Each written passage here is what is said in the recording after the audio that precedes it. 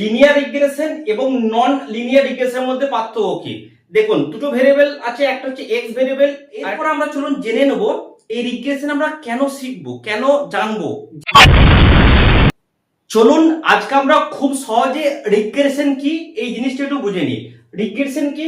Regression হচ্ছে যখন কোনো আমরা একটা ভেরিয়েবল কিংবা একটা চলক বা একটা জিনিসকে দেখে অন্য একটা জিনিসকে আন্দাজ করব বা তার আনুমানিক মান বের করব, তখন সেটাকে আমরা কি বলবো? রিগ্রেশন। দেখুন কি বলছে, একটা জিনিস বা চলককে দেখে আরেকটা জিনিস বা চলকের মান আনুমানিকভাবে বের করাকে আমরা কি বলবো? রিগ্রেশন। অর্থাৎ একটাকে দেখে আমরা যখন অন্যটাকে আন্দাজ করব সেটাকে আমরা বলবো রিগ্রেশন। চলুন আমরা কিছু বাস্তব উদাহরণ দেখে নিই। যেমন দেখুন, ইন্ডিপেন্ডেবল ভেরিয়েবল এক্স, ডিপেন্ডেবল হচ্ছে ওয়াই। আমরা পড়ার সময় দেখে কি করি? আমরা পরীক্ষার নম্বরকে কিন্তু আন্দাজ করতে পারি। যে বেশি পড়বে সে বেশি নাম্বার পাবে, যে কম পড়বে সে কম নাম্বার পাবে। 2 নাম্বার কি? তাপমাত্রা দেখে কিন্তু আমরা আইসক্রিমের বিক্রির পরিমাণটা নির্ধারণ করতে পারি। যেমন গ্রীষ্মকালে গরম বেশি, তার মানে আইসক্রিম বেশি বিক্রি হবে। শীতকালে গরম কম বা ঠান্ডা বেশি, আইসক্রিম কিন্তু কম বিক্রি হবে। তারপর কি? সময়। সময় থেকে কিন্তু আমরা ট্রাফিকের অবস্থা কিন্তু বিচার করতে পারি। যেমন কি অফিসিয়াল টাইম 10টা থেকে 10:30টার মধ্যে জ্যাম প্রচুর পরিমাণে হয়, দুপুরের দিকে অর্থাৎ 1:30 থেকে 2:30টার মধ্যে কিন্তু জ্যাম কম হয়, আবার সন্ধ্যের দিকে কিন্তু জ্যাম বেশি হয়। তাহলে আমরা কি করছি? সময় থেকে কিন্তু ট্রাফিক অবস্থা আন্দাজ করছি। এটাকে আমরা কি বলবো? রিগ্রেশন বলবো। এবার চলুন আমরা দেখে নেবো রিগ্রেশন অনেক রকম আছে, সেগুলো একটু বুঝে নিই। এক হচ্ছে সিম্পল রিগ্রেশন। সিম্পল রিগ্রেশন মানে আমরা যখন একটা ভেরিয়েবলকে দেখে অন্য একটা ভেরিয়েবলকে আন্দাজ করব তখন সেটাকে আমরা কি বলবো? Simple regression. যেমন দেখুন, এখানে ইন্ডিপেন্ডেবল এক্স, বৃষ্টি দেখে আমরা কি করতে পারি? ফসল উৎপাদনকে কিন্তু আন্দাজ করতে পারি। যেমন 1 সেন্টিমিটার বৃষ্টি হলে 50 টন কিন্তু ফসল উৎপাদন হবে। এখানে কি দেখুন, বৃষ্টি একটা ভেরিয়েবল, একটা ভেরিয়েবলকে দিয়ে কিন্তু আমরা অন্য একটা ভেরিয়েবল ফসল উৎপাদনকে কিন্তু আমরা প্রেডিক্ট করে দিলাম বা আন্দাজ করলাম।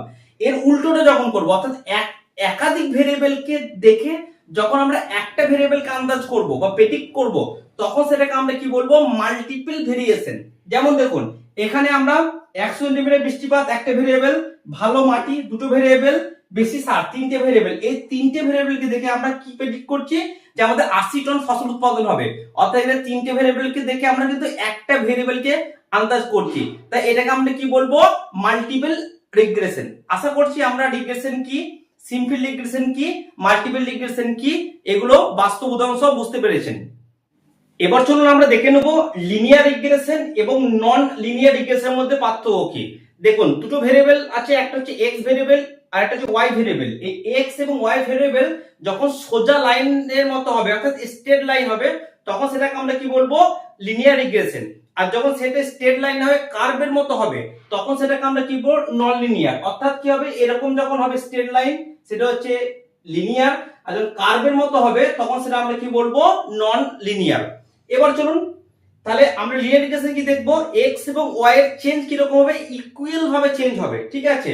এবং নন লিনিয়ার ক্ষেত্রে কি হবে? আনইকুয়াল চেঞ্জ হবে। যেমন একটা উদাহরণ দিই, মনে করুন আপনি প্রতিদিন 10 টাকা করে জমাচ্ছেন, তাহলে মাসের শেষে আমরা জমবে কত? 10 10 করে যোগ করলে 300 টাকা কিন্তু আমরা জমবে। এটা হচ্ছে কি? এটা হচ্ছে লিনিয়ার রিগ্রেশন।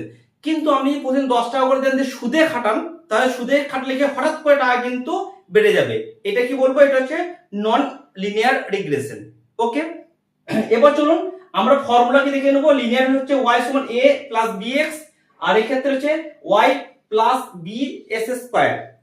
ওকে, তাহলে এরপর আমরা চলুন জেনে নেব এই রিগ্রেশন আমরা কেন শিখবো, কেন জানবো, জেনে আমাদের কি হবে। না, আমরা অনেক কিছু কিন্তু আন্দাজ করতে খুব ভালোবাসি বা পছন্দ করি। যেমন কি কি? ভবিষ্যৎ বুঝতে কিন্তু আমরা খুব পছন্দ করি, পরিকল্পনা করতে ভালোবাসি এবং সিদ্ধান্ত নিতে কিন্তু আমরা পছন্দ করি।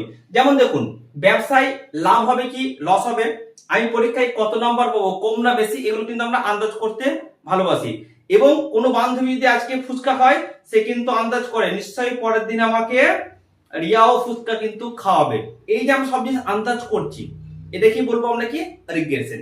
এবার চলুন আমরা দেখে নেবো এই রিগ্রেশন স্ট্যাটিস্টিকে কিভাবে ব্যবহার হয়। স্ট্যাটিস্টিকের ক্ষেত্রে কি হয়? ভবিষ্যতের মান প্রেডিক্ট করতে ব্যবহার করা হয়। দুই হচ্ছে দুই বা তার বেশি ভেরিয়েবলের ফাংশনাল রিলেশন বুঝতে ব্যবহার করা হয়। এবং 3 নাম্বার ডাটা অ্যানালাইসিস সহজ করতে কিন্তু স্ট্যাটিস্টিকে ব্যবহার করা হয়। এবার চলুন আমরা জেনে নেব ভূগোলের ক্ষেত্রে কি করে ব্যবহার। ভূগোলে ফিজিক্যাল জিওগ্রাফিতে কি করা হয় না, ফিজিক্যাল জিওগ্রাফি কিন্তু আগে উদাহরণ দিলাম, বৃষ্টির উপর ডিপেন্ড করে আমরা কিন্তু ফসল উৎপাদনকে কিন্তু আন্দাজ করতে পারি। উচ্চতার উপর ডিপেন্ড করে কিন্তু তাপমাত্রা কি রকম হবে সেটা কিন্তু আমরা আন্দাজ করতে পারি। আর হিউম্যান জিওগ্রাফির ক্ষেত্রে কি হয় না, আমরা পপুলেশন থেকে কিন্তু আন্দাজ করতে পারি কতগুলো বাড়িঘর তৈরি করতে হবে, পপুলেশন থেকে কিন্তু আমরা আন্দাজ করতে পারি কিরকম কর্মসংস্থান প্রয়োজন। তাহলে আমরা বুঝতে পারলাম। এবার চলুন আমরা শেষে দেখে নেব কি এই যে রিগ্রেশন কি, simple regression, multiple regression, linear non linear কেন শিখবো, কিভাবে কি ব্যবহার করা, এই সমস্ত কিছু জানলাম। তাহলে এই রিগ্রেশন কথাটা প্রথম কে ব্যবহার করছে তার সম্পর্কে আমাদের একটু জেনে নিতে হবে। এই রিগ্রেশন কথাটা প্রথম ব্যবহার করেছে কে? Sir Francis গেলটন। তিনি কখন ব্যবহার করছিলেন না, তিনি মানুষের উচ্চতা নিয়ে কাজ করছিলেন। তখন তিনি লক্ষ্য করেন যে বাবা মায়ের উচ্চতা দেখে কিন্তু সন্তানের উচ্চতাকে কিন্তু অনুমান করা যায় বা প্রেডিক্ট করা যায় বা আন্দাজ করা যায়। এবার তিনি এই বাবা মায়ের উচ্চতা দেখে যখন সন্তানের উচ্চতা প্রেডিক্ট করেন বা আন্দাজ করেন, তখন তিনি এই রিগ্রেশন কথাটা কিন্তু ব্যবহার করেছিলেন। আশা করছি আজকে ভিডিওটা আমরা খুব সহজে বুঝতে পেরেছেন। যদি ভালো লাগে অবশ্যই লাইক, শেয়ার এবং কমেন্ট করবেন। Thank you.